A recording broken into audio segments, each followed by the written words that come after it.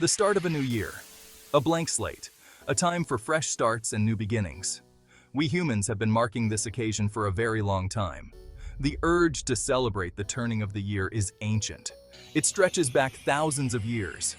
Imagine the first humans who looked up at the stars and noticed patterns. They tracked the seasons. They observed the cycles of the sun and moon. These cycles became the foundation of our calendars. One of the earliest recorded New Year's celebrations comes from ancient Mesopotamia. This area is now modern-day Iraq. Around 4,000 years ago, the Babylonians held a grand festival. They called it Akitu. This festival was about more than just marking time. It was a celebration of life, renewal, and the cosmos.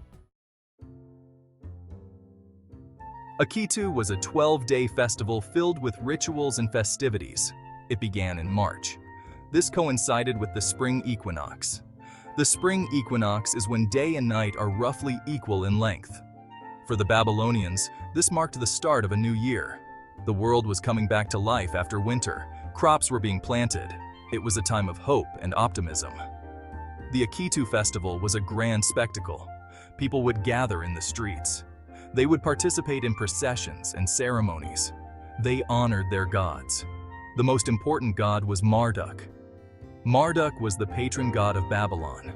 He represented order and creation. The Babylonians believed that by honoring Marduk, they were ensuring a prosperous year ahead. As centuries passed, other civilizations developed their own ways of marking the new year.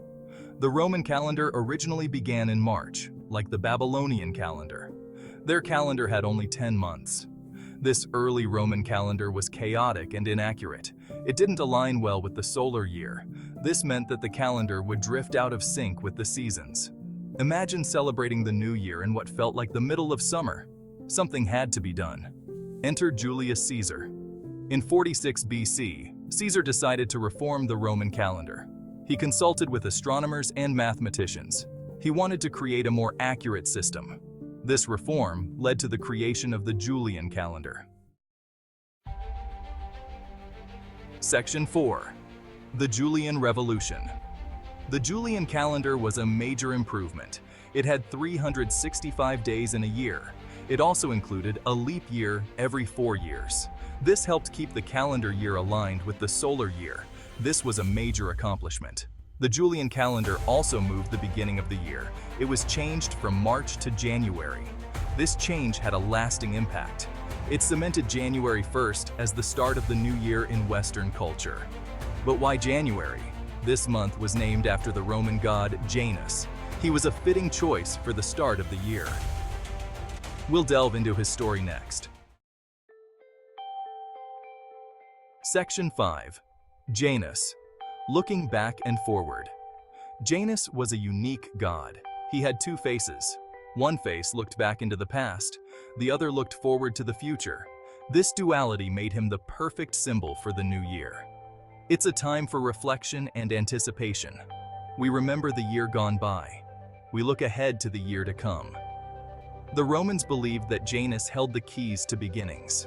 He was the god of doorways, gates, and transitions. His association with the new year was a natural fit. It highlighted the idea of passing through a threshold into something new. Section 6. A timeless celebration. From the ancient Babylonians to the Romans, the celebration of the new year has evolved. Yet the core sentiment remains the same. It's a time to reflect, to celebrate, and to look forward to the future. Even today, our New Year's celebrations echo these ancient traditions. We gather with loved ones. We make resolutions. We count down to midnight. We watch fireworks light up the sky. These rituals connect us to our ancestors across time and space. They remind us that we are part of a larger human story. It's a story that began under the same stars all those millennia ago.